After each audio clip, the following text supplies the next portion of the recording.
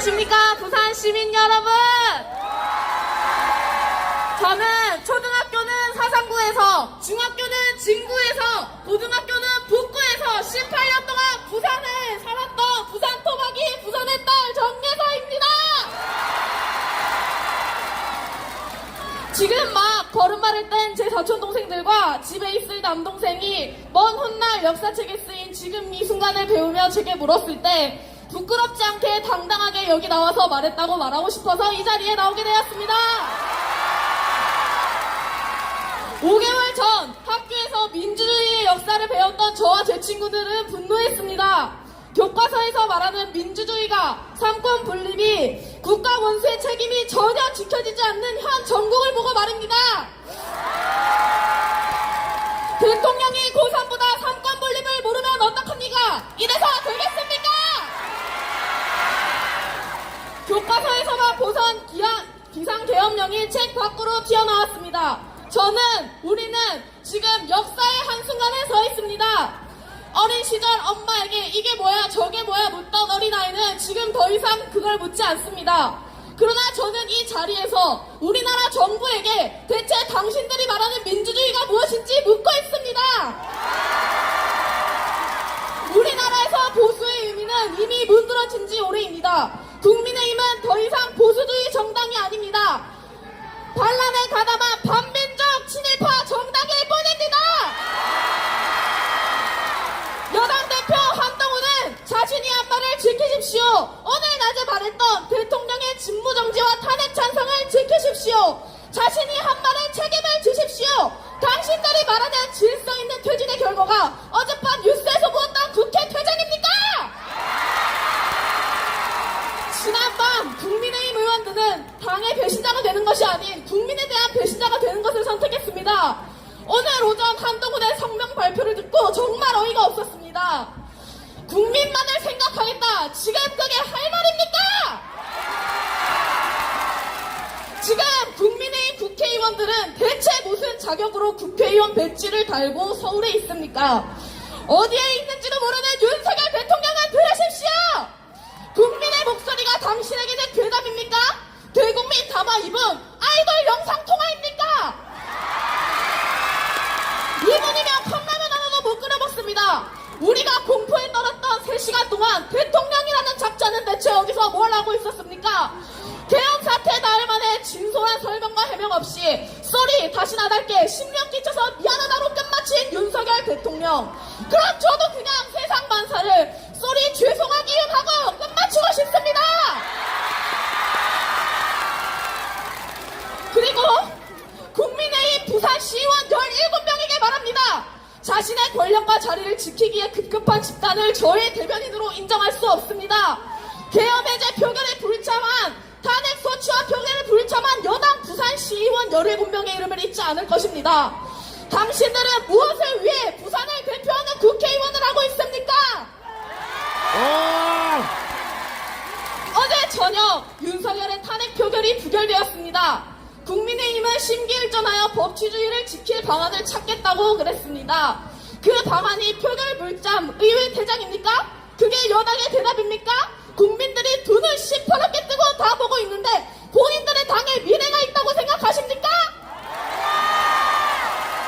지금 제가 서 있는 여기 부산에서, 서울에서, 그리고 대한민국 전국에서 쏘아올린 촛불이야말로 진정한 국민의힘입니다. 여당 국민의힘은 자신들의 이름 앞에 부끄럽지도 않습니까? 시민들이 정치인에게 투표 동료를 하는 나라가 세상 천지 어디에 있습니까? 당신들이 어젯밤 포기했던 그 한 표는 우리 국민이 당신들을 믿고 찍어준 한 표 덕분입니다. 왜 그 한 표의 무거움을 모르고 있습니까? 전국에 부착되고 있는 국민의힘의 새 현수막에는 책임을 피하지 않고 혼란을 막겠습니다 라고 적혀 있습니다. 전원 퇴장을 하며 책임을 피하지 않겠다고 말합니다. 묻고 싶습니다. 당신들이 말하는 책임은 대체 무엇입니까? 한덕수 국무총리는 어째서 오늘 오전 사과와 해명 없이 정부 예산안 통과를 들먹이며 그 모든 다른 해야 할 말보다 돈 이야기를 먼저 꺼냈습니까? 국민이 돈 주려고 합니까? 맞습니다. 명태균 게이트, 김건희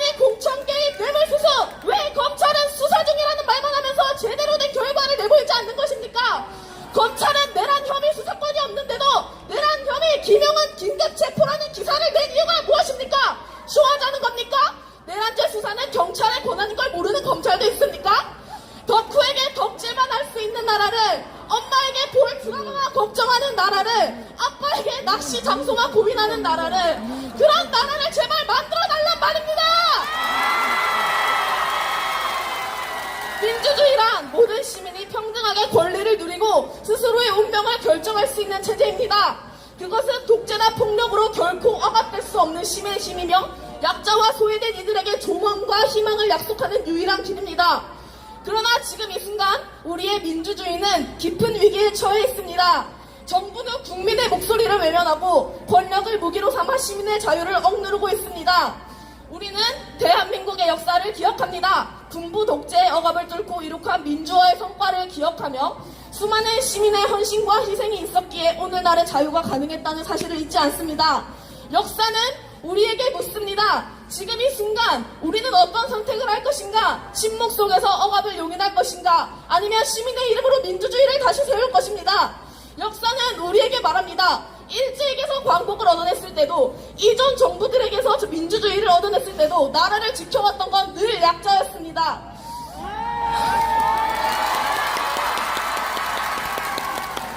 우리나라 역사상 국민이 진 적은 없습니다. 오래 걸린 적은 있어도 절대 지지 않습니다.